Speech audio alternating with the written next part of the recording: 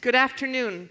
I'm Claire Lyons, Curator of Antiquities, and I'm delighted to welcome both our in-house audience and viewers watching on screen.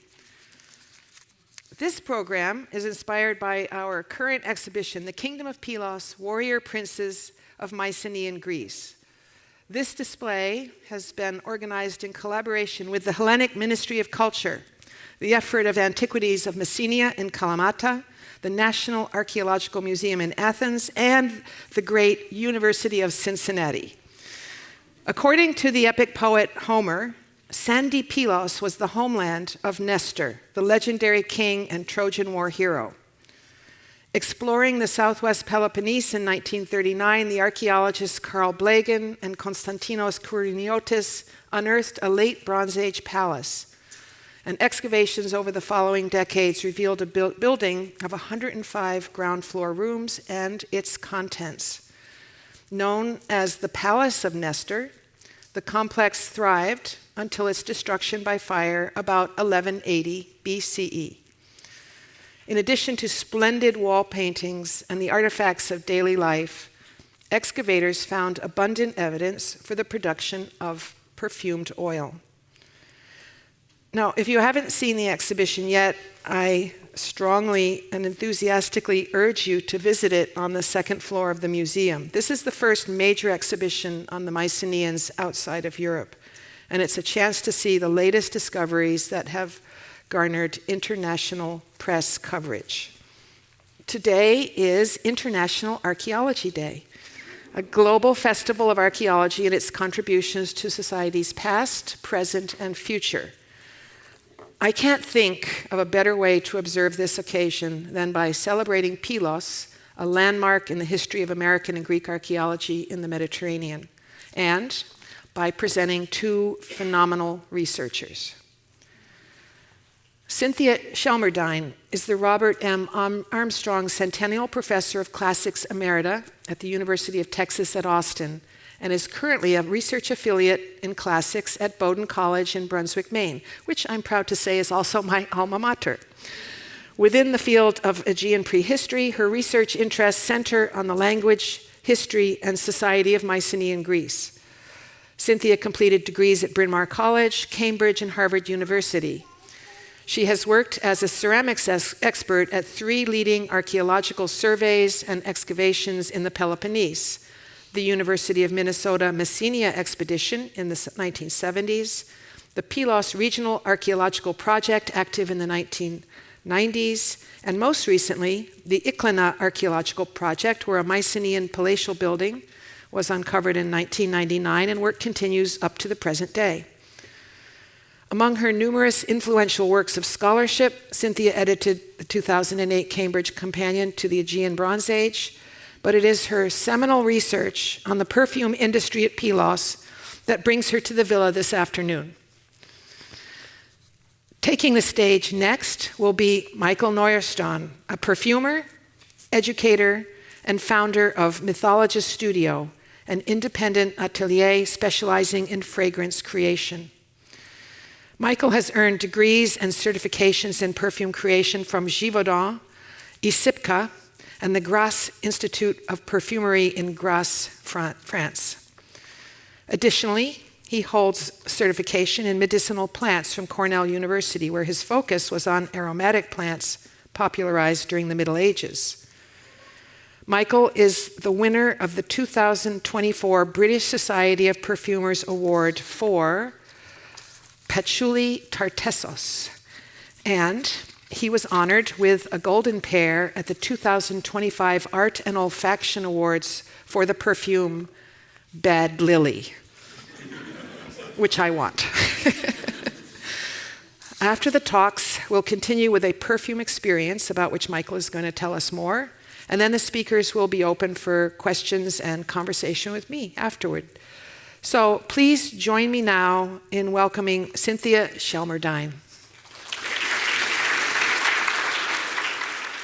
Thank you so much, Claire. I am delighted to have been invited by the Getty to come and help celebrate this one-of-a-kind and really breathtaking exhibit. If you haven't seen it, go there afterwards. Mycenaean perfume. When we think about perfume in the 20th and 21st centuries, it's a nice to have, not a need to have for most people. Coco Chanel said that it is impossible to have elegance without perfume. It is the unseen, unforgettable, ultimate luxury. And so there is an aura of the elite, of the expensive. The ingredients of a perfume might come from across your garden, but they might come from the other side of the world. And that's the ambience in which we think of perfume today, unless we're steeped in the medicinal aspects of aromatherapy and so on. But you don't have to go back many centuries to find an era in which perfume had far more importance to the elite. Madame de Pompadour was famously the mistress of Louis XV. His court at Versailles in the 18th century was called the perfumed court. This is an era in which they were starting to build the famous sewers of Paris, but there were 16 kilometers of sewers only. There were 550,000 inhabitants of Paris. Horses were doing it in the street. People were doing it wherever. Water was contaminated. Doctors advised against bathing. And so what did you do? You perfumed everything if you could afford to. Visitors to Versailles were spritzed on their way in. The fountains ran with perfume. And so there's a hygienic aspect, there's a cosmetic aspect. It's a need to have if you can afford it.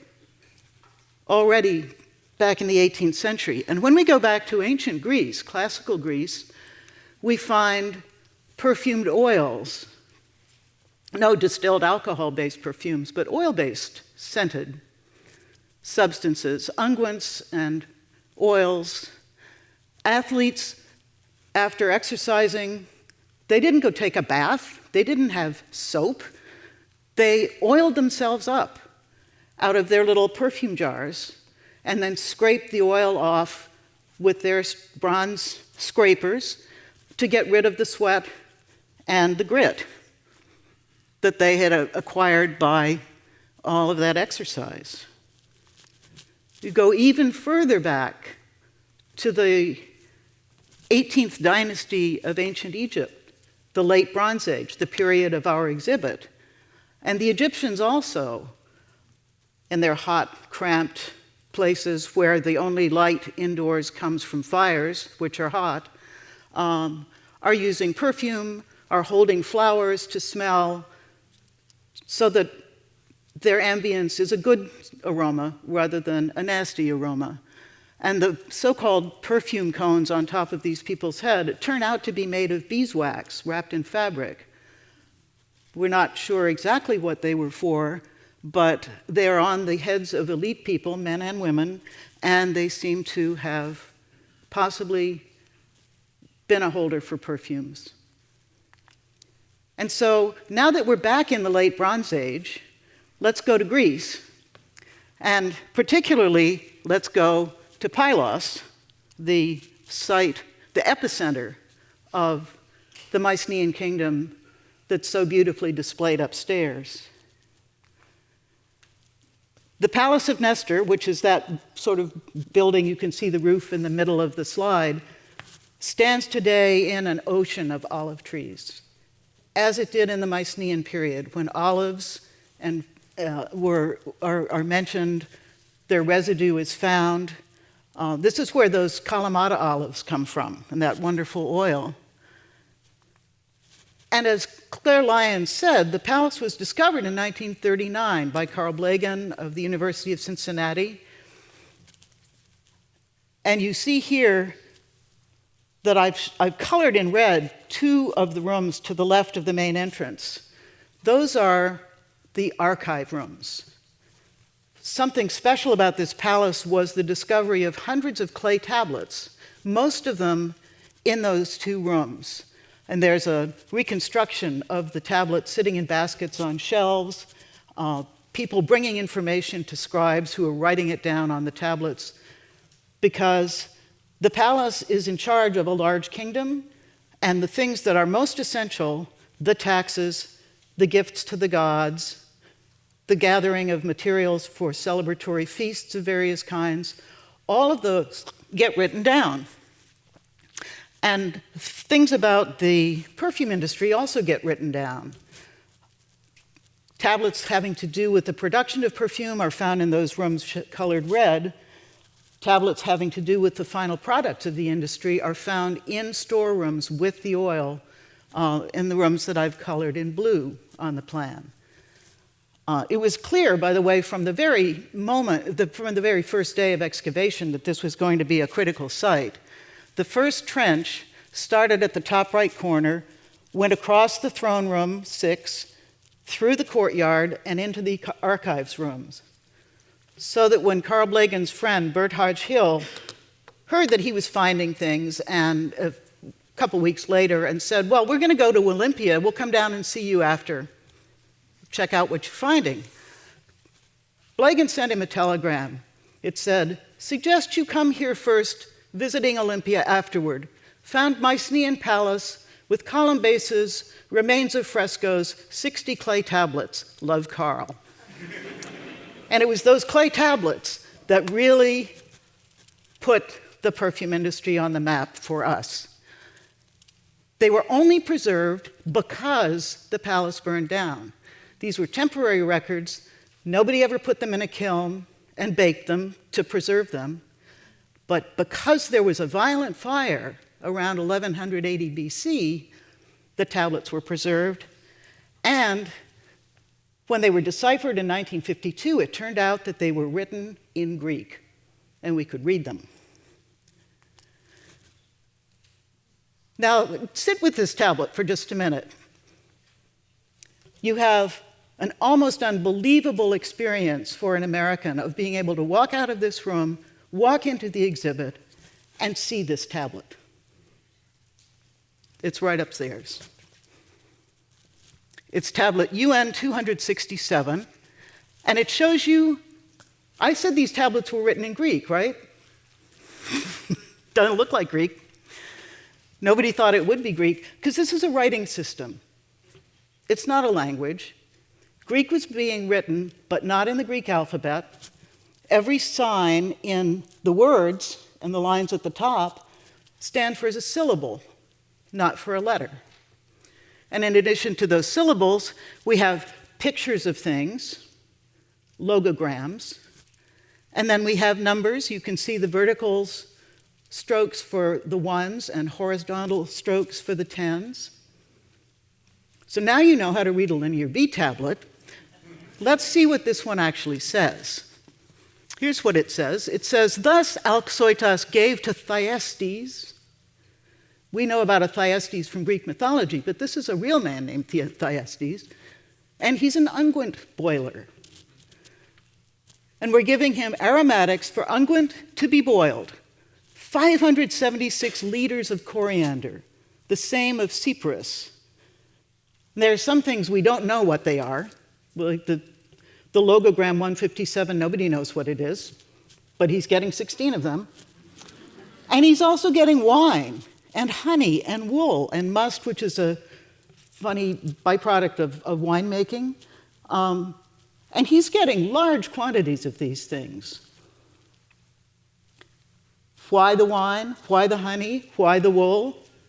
Hold that thought, because you're going to be hearing more about that from Michael Nordstrand. There's something missing from this ingredient list, however, isn't there? Where's the oil?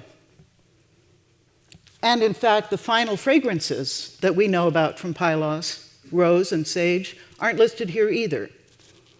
But we have recipes from classical Greece and Rome that tell us how perfume was made in those much later days.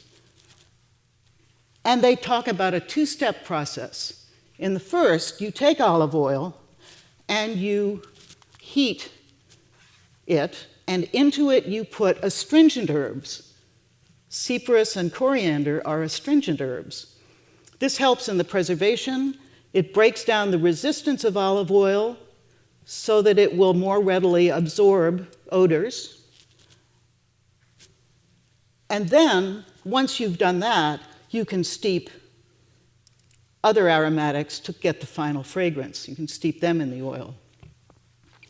So what we have in the perfume allocation of ingredients to perfumers is the first step in a two-step process. The rose and sage aren't mentioned. They come in the second step. But as I said, we have tablets from the oil storerooms themselves telling us about the final fragrances, the products of this industry, and what they were used for. Some things we know for sure because we have the evidence, and some things we guess. Surely there was a cosmetic use for perfumes and unguents. Probably there was the hygienic aspect as well. This, by the way, is the bathroom of the Palace of Nestor at Pylos. There's the bathtub. There's an eerie echo in the Odyssey. Homer says that Telemachus, the son of Odysseus, went to visit King Nestor at Pylos to find out where his father was. And Nestor's daughter, Polycaste, gave him a bath, lucky Telemachus, and after his bath, she anointed him richly with oil. Was the oil scented? I bet it was. We also assume that there were medicinal uses for oil, but we have actual evidence that they were used as gifts to the gods, and they were part of a big industrial business of trade in perfumed oil as well. Michael knows much more about the medicinal properties of various herbs that get infused into oil than I do. There's just an example of some of the medicinal properties, for example, of sage that she would have benefited from by using perfume infused with sage. But now that you're comfortable with linear B tablets and you know how to read them, I thought I'd show you the hard proof of what we do know from these tablets about final products of the industry, how they were used. These two tablets are by the scribe that we call Hand II. He's one of the most important and most prolific scribes at Pylos. He seems to have been the head of this perfume department. And he makes a note that some sage-scented oil is going to the Lusian fields, this place, and it's for the gods.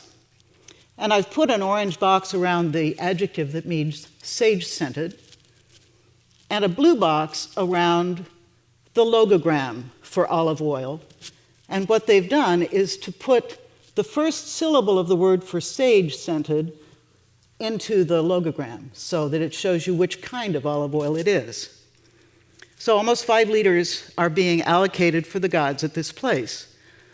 Another of his tablets says that in the month of blah, blah, blah, for the god Poseidon, we have more sage-scented oil. Again, the adjective and then the logogram with the first syllable of the adjective in it. But this oil is henna dyed. And this brings up an aspect I haven't mentioned yet, which is that some of the most expensive and the most elite of these oils and unguents were dyed red. They used both henna and alkanet to achieve this. And so you could tell, not just by smelling it, but by looking at it, that this was a very special perfume.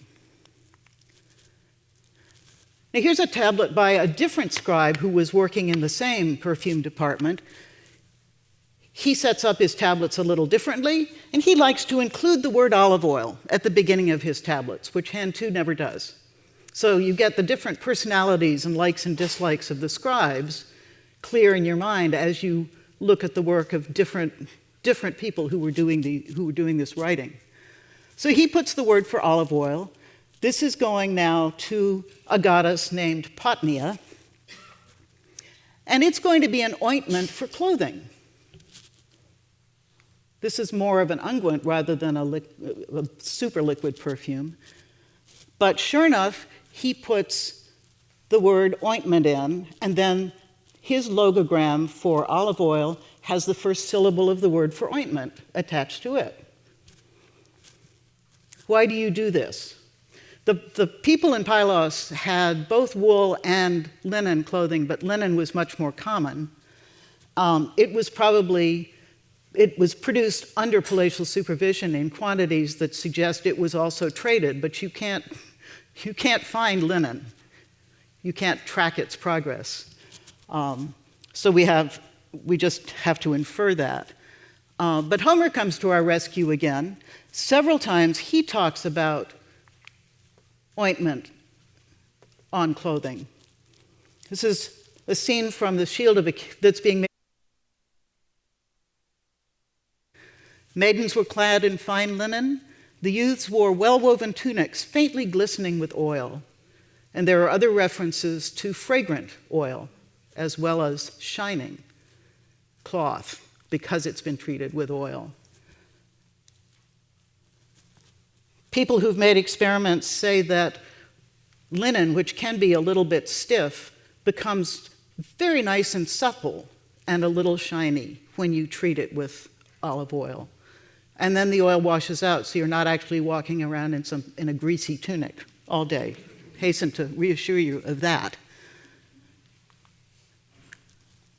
And so in these oil storerooms where we find, this particular one had 56 of these tablets in it, we find the oil being stored in giant storage jars around the edge of the room.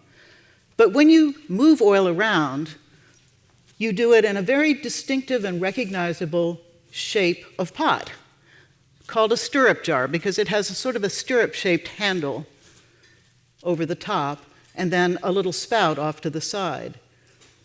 So you can carry it with you the way that the classical Greeks carried their little perfume jars and drip out just a little bit at a time out of the very narrow spout.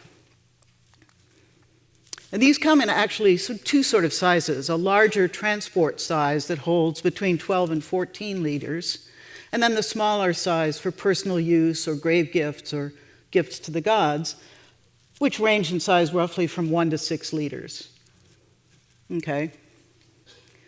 They're often decorated on the shoulder with flowers, which may have a connection to the fact that there were floral products inside. And I've just blithely said that this was big business, but now I'm going to prove it to you. You didn't know that you'd be reading this many Linear B tablets today, did you? On the left, a tablet from Pylos says that Kokalos, Mr. Bones, gave this much olive oil to Eumedes. And then we have the logogram for olive oil, and the symbol in there is the first symbol of the word for ointment, anointing oil. 500 liters. That's 130 gallons or so. But also, from Ipsewas comes stirrup jars. And that's the word for stirrup jars. 38 of them. If you do the math, 500 liters of oil in 38 jars, that's about 13 liters per jar, which is just right for those big industrial-sized transport jars that will take oil wherever you need it to go. At Knossos, the Mycenaean palace on Crete, there are 2 tablets relating to stirrup jars. And on the one on top, K778, we have again the word for stirrup jars, and then we have the logogram. On the Pylos tablet, there was no logogram. But do you see it? It's a stirrup jar. It's got the stirrup handle, and then it has the little spout coming off the side, right? And so we know that that's a stirrup jar, and now we know that that word really is the word for stirrup jar. How many? Well, I told you that vertical strokes were 1s and horizontal strokes for 10s. And the circle is for the hundreds. So there are 180 of them. So if we're talking about 180 stirrup jars, each of them holding 13 liters or so of oil, we're now getting up there in terms of quantity.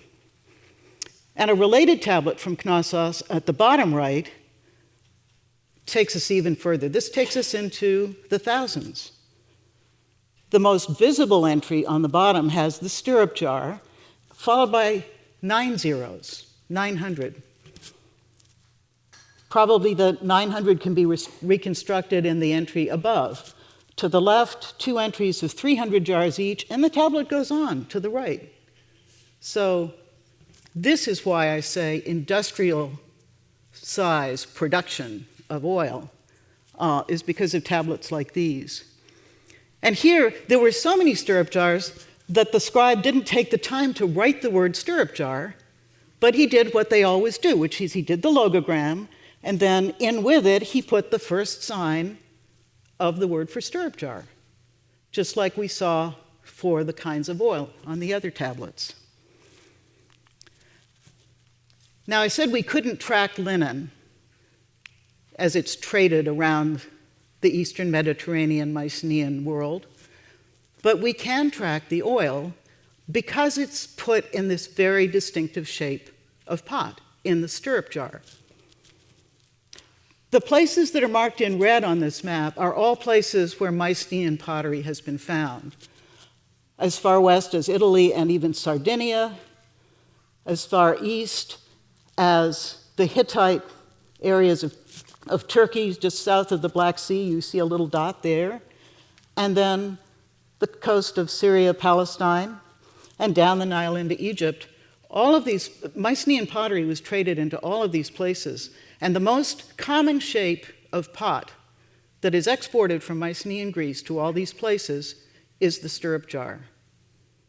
So this is why they were making such great quantities. And then locally, people loved it. They had sesame oil or they had animal fat of their own, but they really liked the Mycenaean olive oil just as much as we do. And so they even made local imitations of stirrup jars in their own materials. They're a little small and lumpy because they're not very good at it, because it's not their shape, but we see locally imitated stirrup jars being made by people, and this is a kind of a tribute pot in a way. And so perfumed oil in the Mycenaean world, and especially at Pylos, is big business.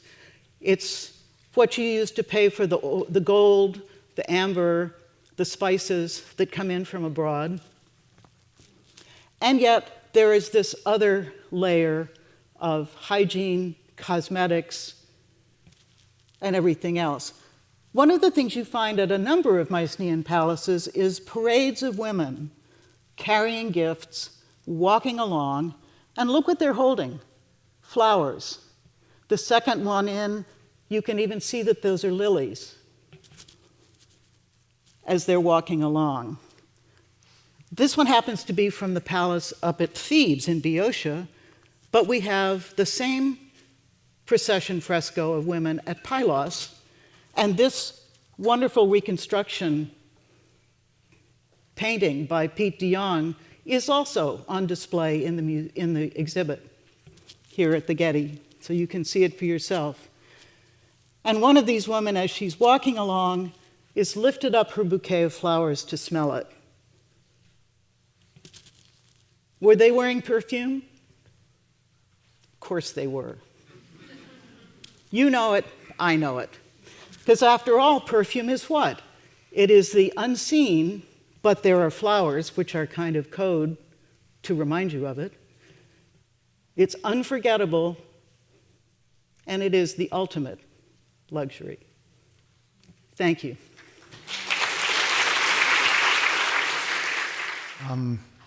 Amazing, hard to follow.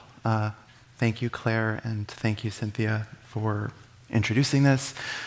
We went yesterday to the exhibit, which I'm again going to plug because it is actually very, very amazing, very thoughtfully designed, and I am super, super thrilled and appreciative to be part of this project. So thank you for coming. I'm looking forward to talking you through what I did. I haven't spent my entire career studying this, but I think I learned quite a bit in practicum, so we're going to kind of go through the perfumer's journey to try to figure out what was going on here. I wasn't as convinced as you were, Cynthia, so I had to find my own way. But let's just everybody take a quick breath, if you would. Partly because I need it, a little nervous, but also partly because every time we breathe in, all day, all night, our olfactory system is processing thousands and thousands of molecules. And it's interesting because we have relatively the same hardware to do that with as ancient people. And so that's something that, for me, connects us to the past. And it's a lens that we can kind of look through.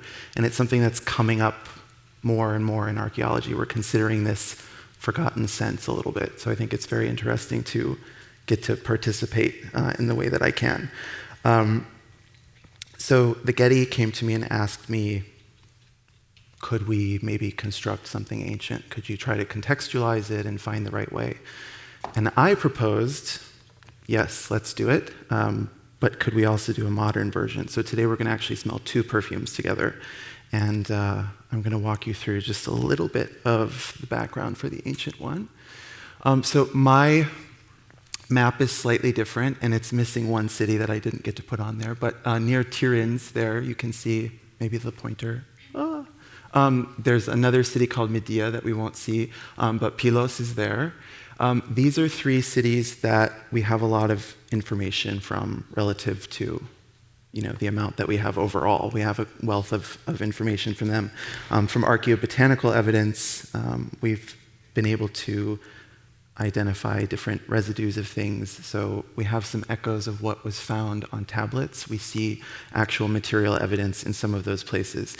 Also important, and Cynthia touched on this, is you can see below the island of Crete, Knossos is there. A little further over, there's a town, city called Mochlos that we've also got a lot of information from. But we were quite, how would you say, Cynthia, vigilant about anything that we couldn't place materially in Pylos, we did not put in the ancient fragrance. So we were very, very careful to do as close of a reconstruction as we possibly could. And that kind of leads me, we're back to this fresco, but I'm looking at it for a little bit of a different reason, because if you notice, a lot of what's happening here is actually a reconstruction. So you see these sort of small pieces of stone. Those are the actual archaeological remnants of what we've found. And so we have some beautiful artists that have been able to reconstruct it from other murals that they've seen. And to me, this was a really good metaphor to represent visually what we actually really understand about the ancient world. And I had a pretty strong learning curve. We started this in February, and I had all of these ideas, and we met and decided, okay, we can maybe do 40% of what you're proposing.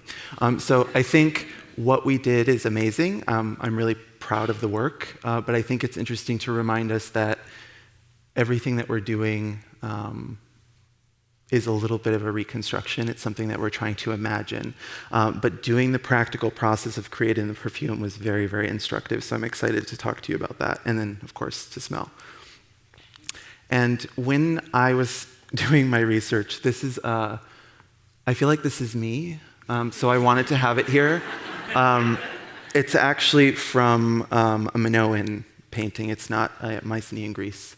But I thought it was really interesting because this is frequently, I think, how perfumers feel. We're kind of going around smelling things. This is me at the grocery store smelling oranges or something. So I feel like there's definitely a connection. Even in the past, people were very preoccupied with beauty, with fragrance. Cynthia said, is it a need to have or a nice to have? We're trying to always argue today that it's a need to have in our industry. And interesting to talk about how many kilos, liters of fragrance. That's something that we still deal with today. We're still talking about minimum order quantities. But I think following your curiosity and finding the beauty in something, even if you don't fully know, if you don't have a solid answer, I think that there's something really special about that. So I felt very lucky to just be involved theoretically, and then the actual work began. So I want to just talk a little bit about some of the materials that we looked into and that are found on the tablets to reconstruct. You obviously have olive oil. The perfumer in me was very, very concerned about the grassy top note of the olive oil interfering with the fragrance.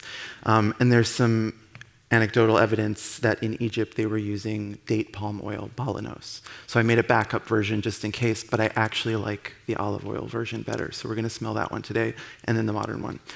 But as we were talking through what was done, what was treated with the oil, the coriander seed and the nutsedge or the cyperus, the root of a plant that's like papyrus, essentially. These were put into the oil and heated in order to partially preserve it, but also, as Cynthia said, to help it accept fragrance a little bit better. Chemically, there are a few reasons why that happens. I won't get us lost in a spiral here, but I think it's really interesting that when we were having this conversation about what would go in the perfume, what order we would go in, how it would be involved, the archaeology and the understanding of what's been found and what's attested in the tablets didn't sort of discuss the fragrance of coriander or of nutsedge. They're both very fragrant materials. So if you're my perfumer friends in the audience, nutsedge is like cypriol, so very woody, interesting scent, and coriander is super spicy, the seed. And its primary component is linalool. So the first thing I said was, well, of course it's a fragrant ingredient, right? So we weren't necessarily talking about that. We were having a conversation about treating the oil. So we learned things in the exchange that I think were really beautiful. So this lens of looking through smell back towards history has been really fascinating. Then, of course, there's rose and sage, and we're not totally sure that they put both in the same perfume. So today, we're going to smell them together in a perfume. And the roses, they're all hand-picked. The sage as well. And then there's a few other interesting moments that I had in doing all the practical stuff for this that we'll talk about. But then I wanted to think about the modern version. And again, there's olive, but this time we have an extract from today of olive fruit absolute. And it's really, really beautiful. So I wanted to echo that because we're working in alcohol, the perfumer's best friend, because it atomizes the molecules so much better than oil in a lot of ways. So I wanted to have a little bit of an echo of that. We also talked about wool attested on the tablet, and we've considered all the different things that one could consider. And when we get to the methods, you'll see I went very, very granular on this. Rose, again, of course, I wanted to have a little bit of an echo, and Mon were very generous and provided some very innovative raw materials for me to use on this project. So there's a lychee rose jungle essence that's chef's kiss, amazing.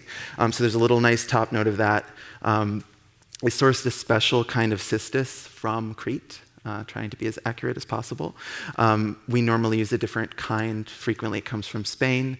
This one is a bit fruitier, plum-like almost, really beautiful. And then I wanted to interpret one aspect of life in the ancient world, which for me was a very, very deep dive on the research, partially because I wouldn't let go of this idea, but also partially because I thought there might be something there. So we actually have evidence in Jordan from 11,400 BCE of carbonized fig. Fig is one of the oldest cultivated plants, so move over cereal grain. I can't eat gluten, so I'm ready to say fig is a better plant. But we have evidence that figs were being used in Jordan, but we also found them in Media, the city that's not on the map. But it should be, because it's a very interesting place, and there would have been figs growing everywhere. If you've been to the Mediterranean, I'm sure that you've experienced the figs.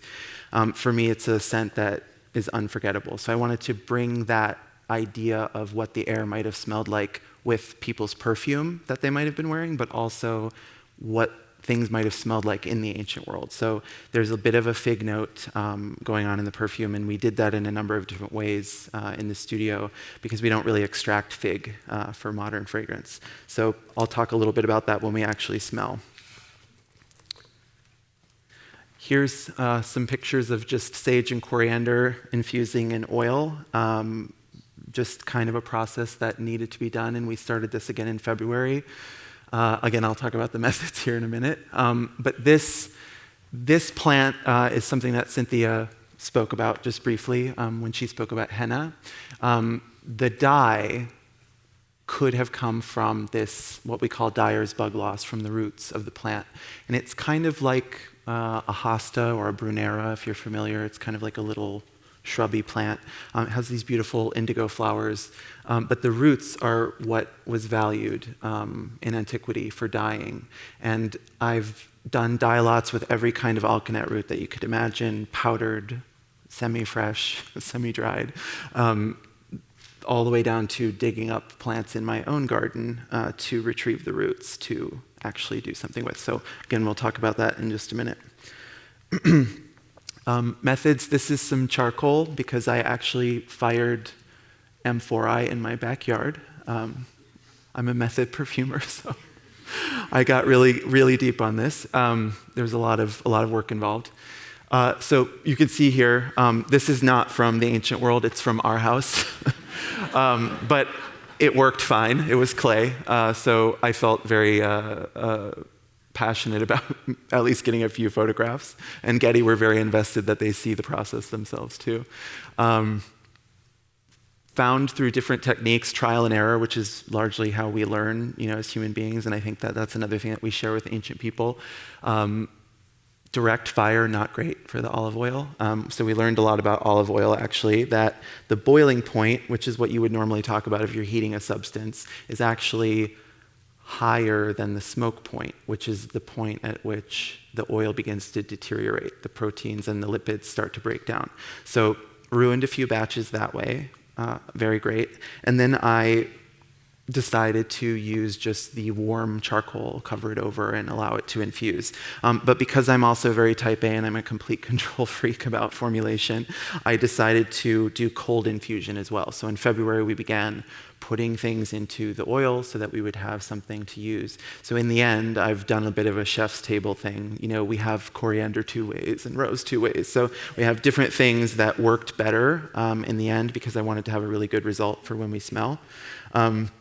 And then thinking about some of the other practical things, we talked a little bit about wool and what it might have been used for. So this is wool sourced from a very, very tiny island called Skiathos, which is in eastern Greece. The type of sheep that would have been there historically are now interbred with other species because they weren't very hardy. So this is the closest I could get to getting wool from the ancient world. And this is me hand felting wool, which is very difficult to do, especially with your hands. So if you've never done it, I'm not sure I recommend it, but I watched a lot of TV while I was doing it. So I think, at least I had entertainment. But that was what we used to filter a lot of the things. So you can see here on the right that we filtered the finished perfume through the wool. And actually, when you filter the heated elements, when the oil is still warm, it dissolves a lot of the paraffins that cover the sebaceous excretion of the sheep, called lanolin. So you get a little bit of this odor of like a pleasant barnyardy petting zoo maybe type of odor, just a little tiny bit. If you know anything about perfume, you know that we have to like stink as much as nice smells, and we have to incorporate everything. So there's a little tiny bit of that echo of the animalic note when it dries way down much later. So learned an awful lot through the process. It was really amazing to be involved in this. And again, I went a little bit too deep maybe and had to pull myself back into the modern world. But I'd love to now smell together the two fragrances. So I see my people moving around, I think. I kind of see, it's a bit blinding.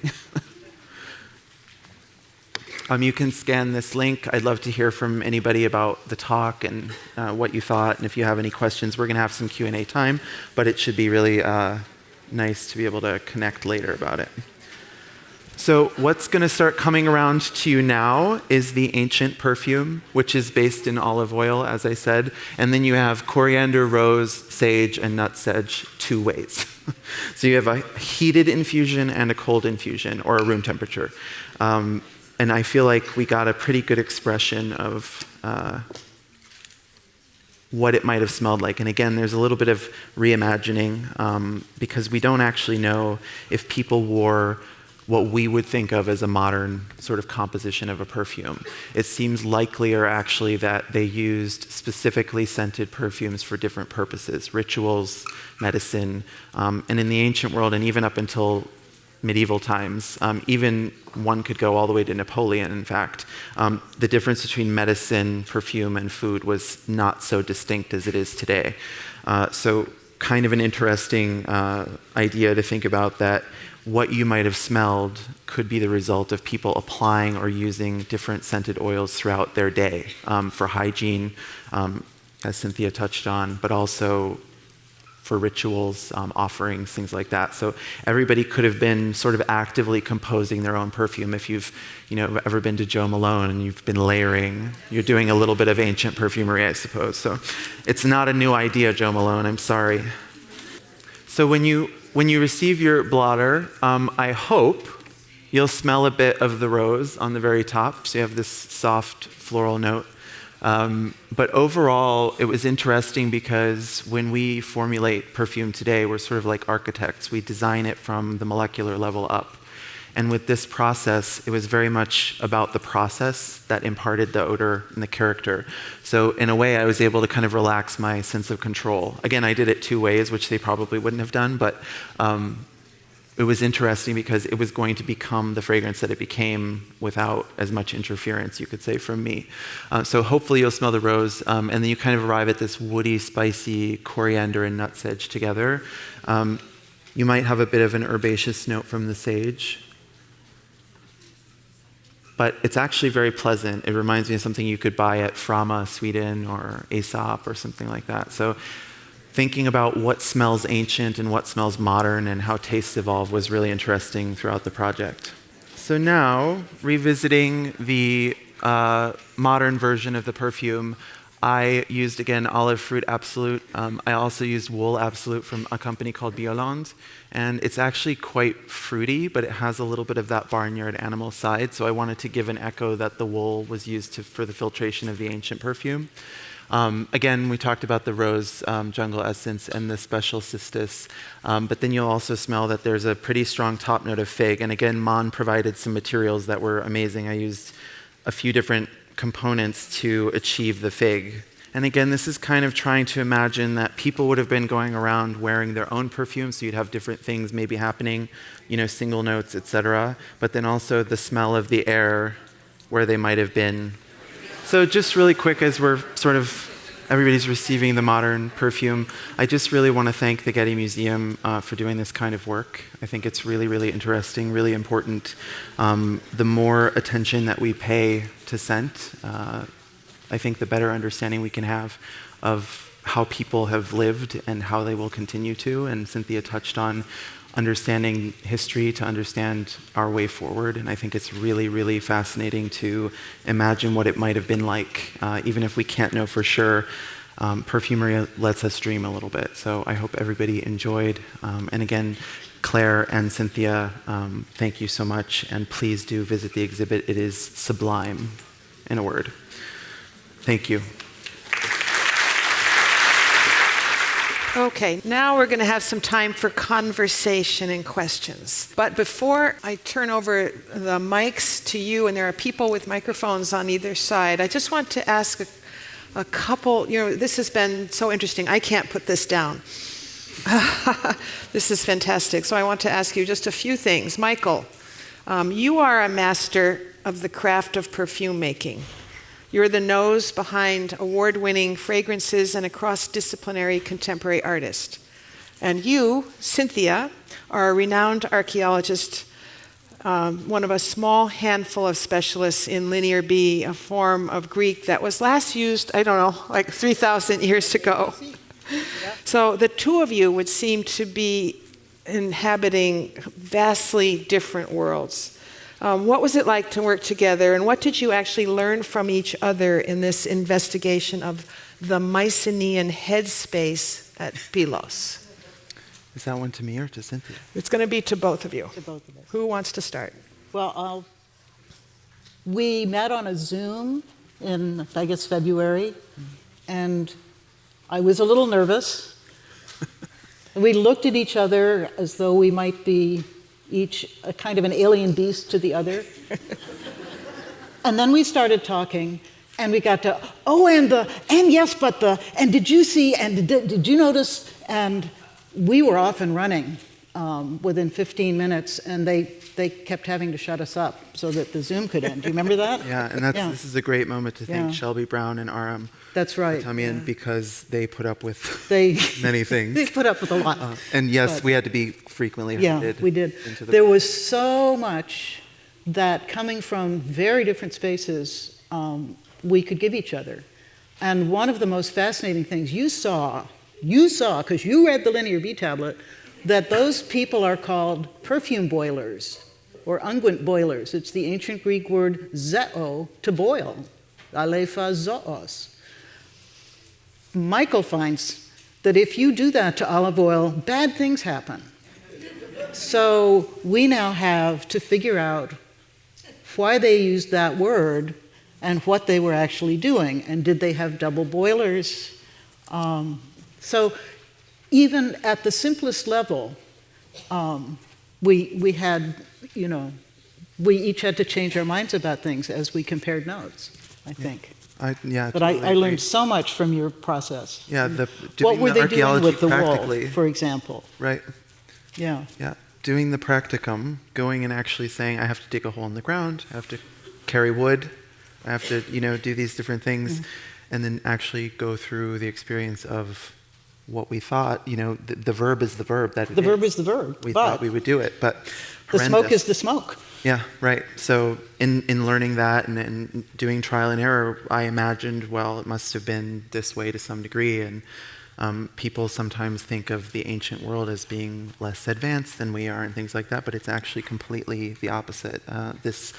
What the French would call savoir-faire of perfumery, they don't really have ownership of. It's something that's a heritage that spans cultures and generations, and I think it was really special to be just a tiny part of the story arc and find some of these things out for ourselves. So Another thing is I mean, I knew in my head, but I realized how time and labor and material intensive this process is.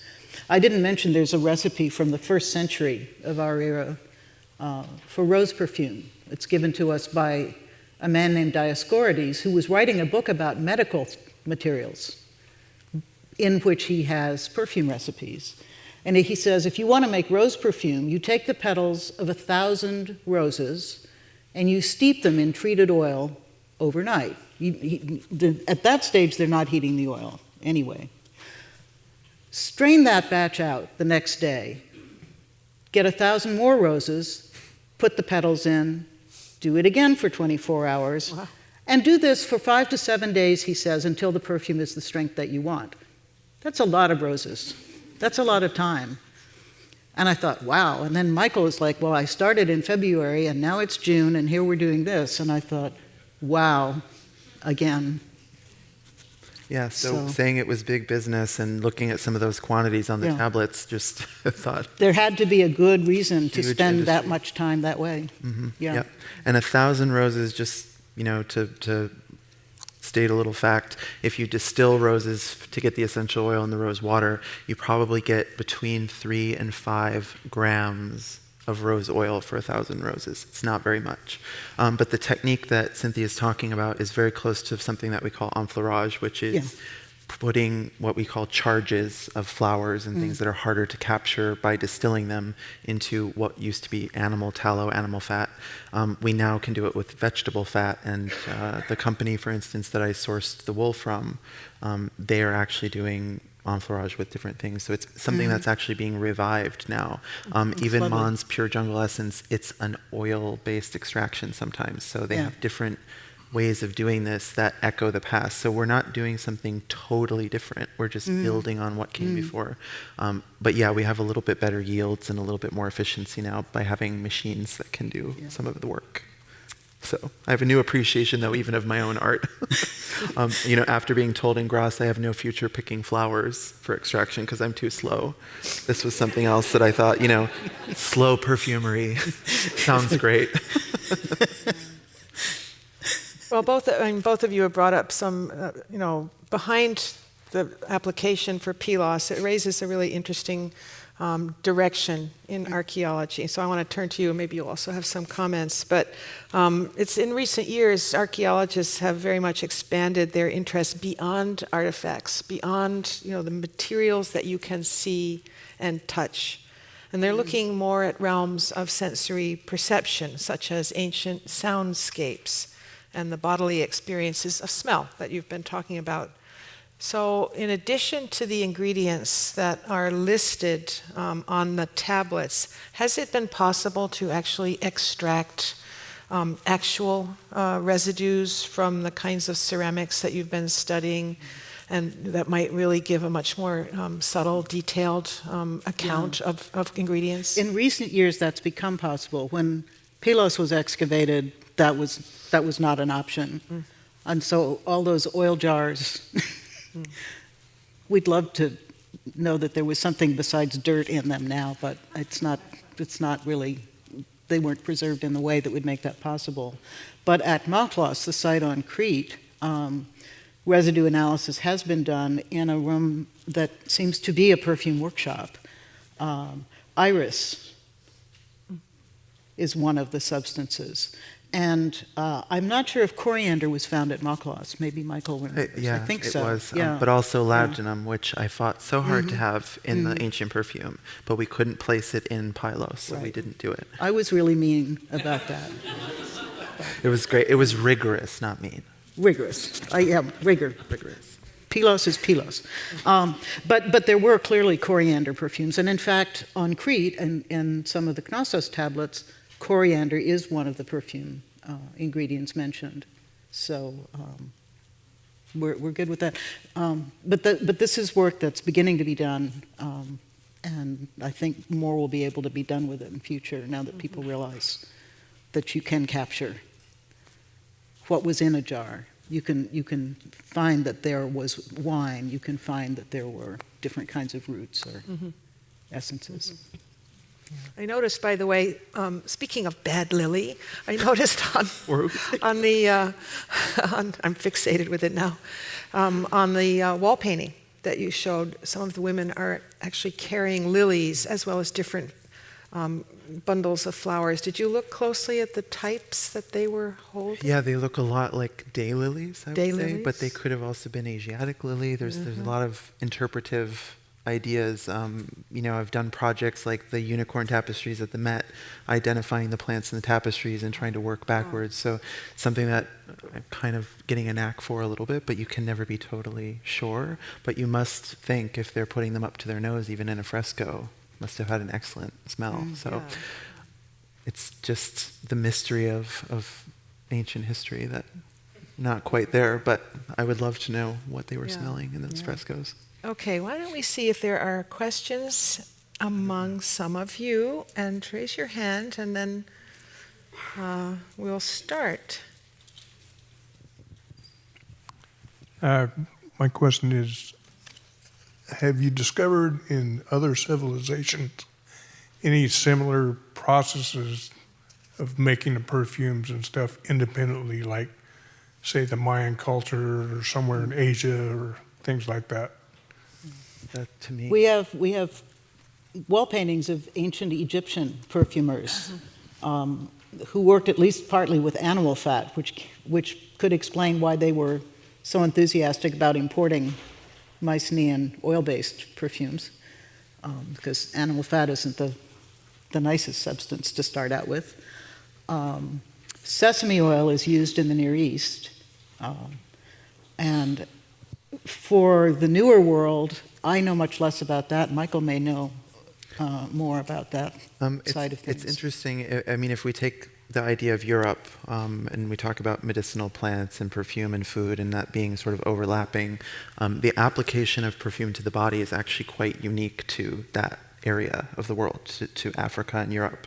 As you move to the Near East and over towards Asia, a lot more of the material culture was about perfuming spaces, perfuming the clothing, things like that. So there's a lot of different culture. And in the New World, it was always there.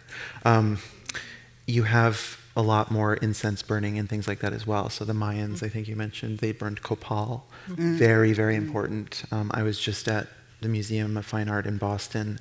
They have some amazing, amazing vessels that were only for burning copal, and they've proven that there's copal resin inside. So it's very interesting how different cultures treat aromatic materials, whether they think of them mostly as medicine or as perfuming spaces for the gods, but also maybe to feel hygienic. Bad smells could be considered evil in some cases. And so the way that different cultures treat scent is actually really fascinating for perfumers that are studying anything in antiquity, I think.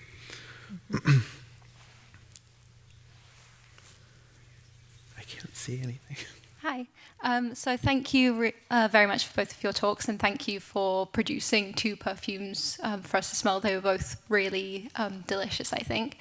I loved you bringing in the wall paintings as evidence as well as the tablets, but I was wondering if there were any other forms of evidence that you looked at, if you looked at primary sources or archaeobotany to also source ingredients for these perfumes. There certainly are olive pits, grape pips are found in archaeological excavation. Now that we have wet sieving and flotation, you can find much smaller items than the archaeologist's trowel will uncover. I mean, mouse bones, fish bones, and things like that. And so some of these substances have been confirmed. Fennel, for example, weirdly. And a lot of those kinds of ingredients you will never find listed on a linear B tablet because they are really confined to the upper levels of palatial administration. So if it doesn't matter to the palace, it's not going on a tablet. It's very hard to capture what other people were doing. We have a much better view of the elites in a lot of societies than we do of the ordinary person. But this residue analysis has confirmed the presence of some things that we haven't found archaeobotanically. But there is some overlap also. Substances like that, yeah. Yeah, there's evidence of pollens, different things like that, and I talked about the carbonized figs in Jordan, which is, again, I was driving to have figs in the fragrance, so I was looking to retrofit, but it actually worked out. But we have figs is one of the key ration items at and we learned that by exchanging. Their palace is feeding the fully dependent textile workers. These women are getting wheat and figs daily for their rations. So figs are good. Yep. Yeah. I feel like we've put figs to bed. They're there. Yeah. But yes, labdanum, artemisia, there are some things that we found. And Claire, you mentioned patchouli tartessus, and I'm not mentioning it because it won an award, but because it's inspired by a civilization from the Iberian Peninsula where they did find patchouli in residue analysis, and it was one of the major sort of finds in archaeobotany and looking into these things, that it traveled all the way from its home in Indonesia to the Iberian Peninsula. So it's very, very interesting not just to study the material culture of one place, but to kind of look globally, because our industry, again, owes all of that heritage to the fact that we have these beautiful botanicals throughout the world. It's really unique to our industry. Oh, that's a wonderful point, because you showed the map with the distribution of the stirrup jars that took this commercial commodity that was so important and spread it everywhere. Yeah. But there has to have also been, major long-distance trade in exotic floral and herbal commodities from really far, because Egypt obviously used it quite a bit, not only perfume making, but embalming, right? Yeah. So that trade in substances is kind of an invisible one, but it had to have been very important. And on land in the Aegean, a lot of things aren't preserved. The climate is neither dry enough nor wet enough, but among the things that were found on a shipwreck from 1300 BC-ish, a boat that sank off Turkey in the Mycenae era, some of the jars were full of pistachio resin. And that's another aromatic, probably identifiable with a substance that's mentioned on some tablets from Knossos. And that resin Michael would be able to tell us probably what you would do with that. Yeah, well, terebinth resin was used as a solvent and a glue and all kinds of things originally, and we in perfume today use a relative of it, which is called lentisk or mastic. And I know we had the mastic chewing gum conversation yesterday at lunch. Yeah. I love it. I do too. Yeah, I think it's beautiful. Hate mastic. Yeah, Cynthia's not really interested. Not a fan, but whatever. But as Michael said, I mean that metaphor where you have 10% of the actual fresco and the other 90% is out there, but you can't see it. This one find in a shipwreck tells us that there was all sorts of stuff out there that we're not capturing most of the time.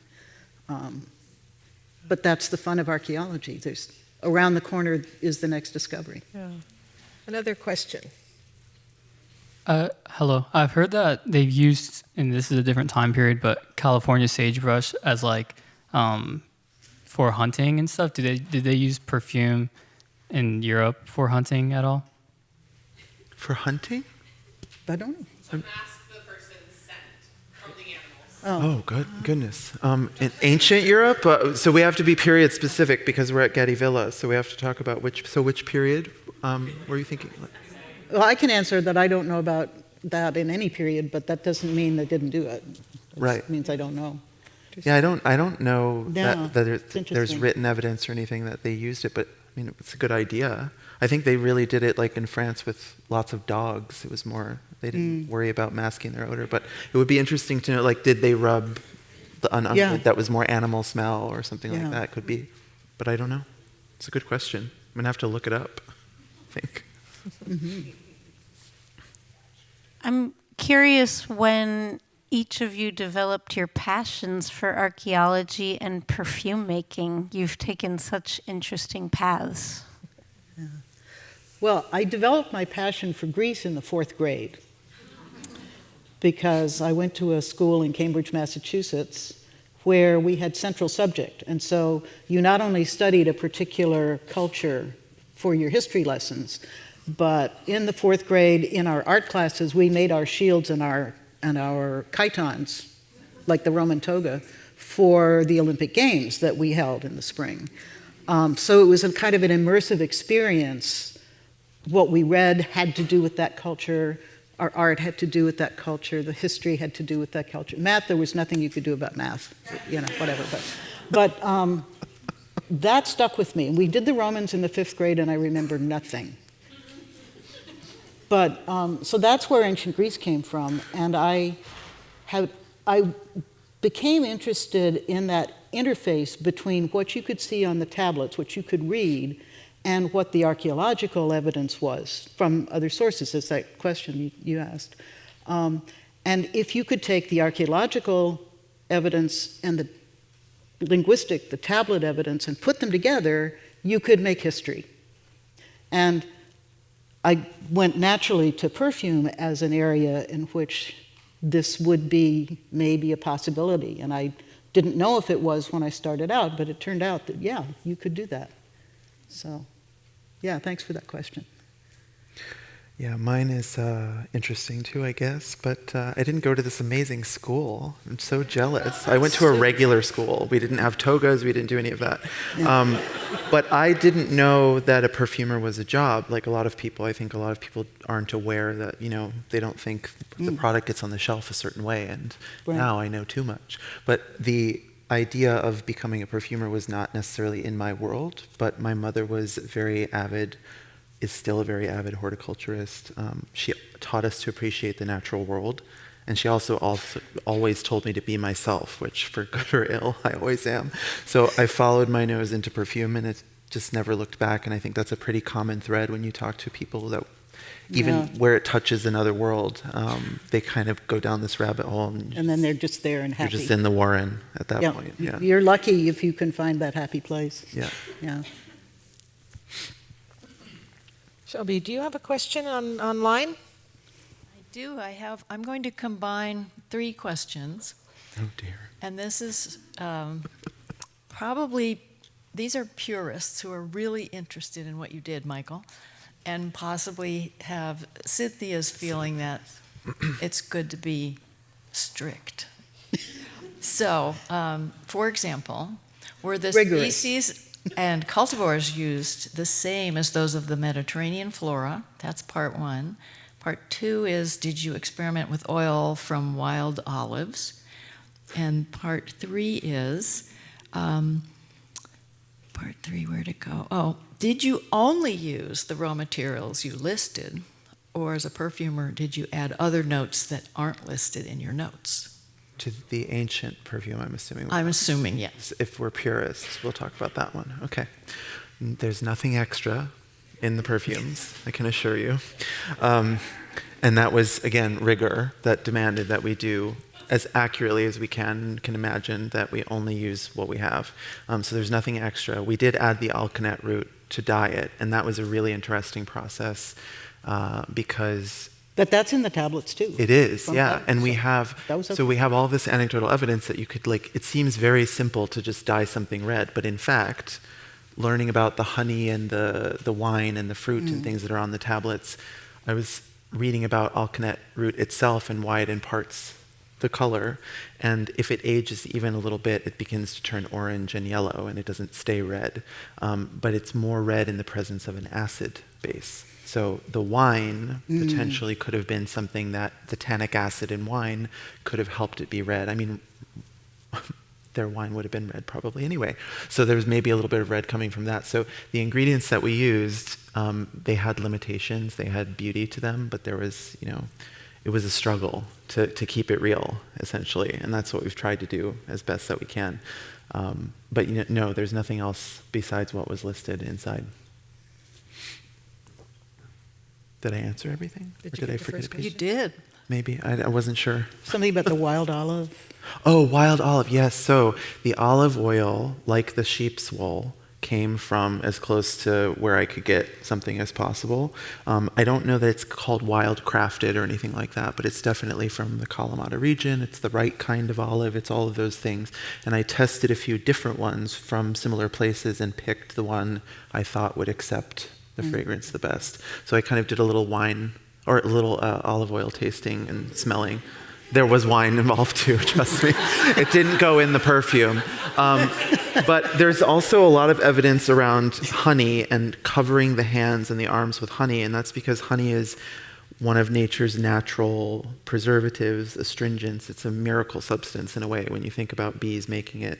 But I couldn't stomach the idea of having sticky hands. It just seemed really not in line with what I wanted to do. So I did not do the honey part. But we also have modern ways of cleaning things. And so the only modern things we did is I used some glassware that you saw, clay vessels don't get you all the way there these days. And then I also just, kept my hands clean, used gloves where necessary and things like that. So those modern conveniences, let's say, I tried to balance by actually digging holes in the backyard and actually setting things on fire and the neighbors coming and saying, is everything okay? And so we definitely went through the process as much as possible. I want to stress that I knew you could give a really good answer to those questions because I heard your story of how you searched for just the right sheep, just the right wool, and got it to this country. So I knew you were going to be a purist too. Yeah, I have a lot of extra wool if anybody wants some. Another question from the audience. This one? Okay. There's one right here. Microphone? Yes. Oh. No, please use the microphone because others can't hear you. Sorry. I had a question. I think I've seen some references to the idea of perfume as being one of the primary or one of the main sort of exports from Pylos, from this region. And do we know sort of comparatively how big the perfume industry is from Pylos compared to other industries in this region or compared to other industries or perfume making in other parts of Greece at this time? And do we know how centralized it was? Was it something that's being done primarily at the palace, or is it being done regionally and managed from the palace, or something else like that? Yeah. There's some evidence that at least the first stage, I'm scared to say boiling now, but the boiling stage was decentralized because there are allocations from the center to these perfumers. And there is a suggestion that a tablet that has to do with vessels, we don't know if they're clay or bronze, there's a reference to vessels being boiled. And obviously, that's not happening. It must mean that things are being boiled in the vessels. And those are at sites not at the center, outside, around the kingdom. And so that stage, at least, required writing down what was being sent out to these perfumers at these we don't know where. About the rest of it, we don't know. About the second stage, whether that was more centralized. There is a place in the palace, there's a courtyard, where some of the types of jars that were found there would be suitable for that process. But we don't know for sure where the final fragrances were being added. Certainly the perfumes themselves were being stored at the palace because the tablets are found in the storerooms with jars of oil. But the first part of that process may have been decentralized, at least. And there are collection records of perfume ingredients from Knossos, so we know that the industry was going on there. We don't have the records of the final fragrances as much. We don't have as full a picture of the industry from there, so we can't really compare the scale, except that 2 of those tablets talking about hundreds of stirrup jars did come from Knossos. And so that suggests that there's quite a lot of perfume production going on there as well. Okay, question in front with microphone. I'm not sure how many of us here had gone to the perfume making workshop, but I took a picture of a jar that says Princess of Pylos, and it came from Mythology Studio. So I was wondering whether you actually created a perfume, and could you tell me the top, middle, and base notes of your perfume? Yes, so this version that you have here was done for the education department. So they wanted to do the drop-in programming. So I gave them some literature. I wrote, some things about each of the raw materials that could relate back to the ancient world. I got to use labdanum. Mm-hmm. And so there are a few things like that we used modern extracts that we have, but something that could echo the past. I've not actually seen myself. I've been a little bit captive because I had to do this, but I want to check that out. But the version that you smelled there is the same as what we smelled here, but it's done in date palm oil, balanos oil. And that was partly because I hadn't finished the infusion on the olive oil when they needed it by. So the balanos accepts fragrance a little bit more easily. It's a different lipid profile, fatty acid profile, and it actually resists going rancid better than olive oil. So that's where I kind of went back and forth. And, for education, I thought if the general public are coming and maybe they're not perfume enthusiasts or things like that, maybe they need something more direct. But in the end, what I created in the olive oil, I actually prefer now. So you've converted me. But yes, the same notes as what you have on the ancient perfume. It's the same treatment. Another question? If not here, yes? Hello there. Dr. Shelmerdine, you're talking about how there's a very Pylos-based smell profile, and that there's also records from Knossos. Was there a regional smell in Knossos from what we have, or did a lot of Mycenaean perfumes smell the same? We have so few records. We have what we have, right? Knossos is where the references to coriander come in. But whether there was, Pylos is known for its sage perfume, and Knossos is known for its coriander perfume. We don't have quite enough evidence to be able to say something like that. It would be kind of nice. I mean, we see lots of lions at Mycenae, and we see griffins at Pylos, and we kind of associate the griffin with Pylos and the lion with Mycenae. It's possible that certain places in the Mycenaean world were famous for their certain perfume scents. That's one of the things that I don't know that I would love to know. So I'm glad you asked the question, but I don't have an answer for you yet. anyway. Yeah, they didn't have PR people in ancient world exactly. Yeah, we needed, We don't we needed actually a lot know. Yeah, more PR. there was no Coco Chanel of Knossos, so. But there was Maybe a there Thyestes. was. Maybe there was. But there was a Thyestes, yeah. Thyestes There was at a Pylos. Thyestes, and that's an important And his name, yeah. the word for the unguent, the ointment, is thuea. And he is Thuestes. He's unguent man. That's what his name means. Wait, man.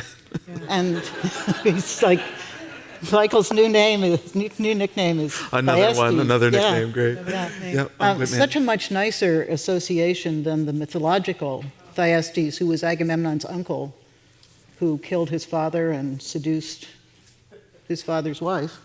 Bad guy. Yeah, I like our perfumer better. Any final question from you, Shelby, from the outer world? The outer world, yes. There's a question about whether this collaboration could lead to writing new history about the global origins of the craft.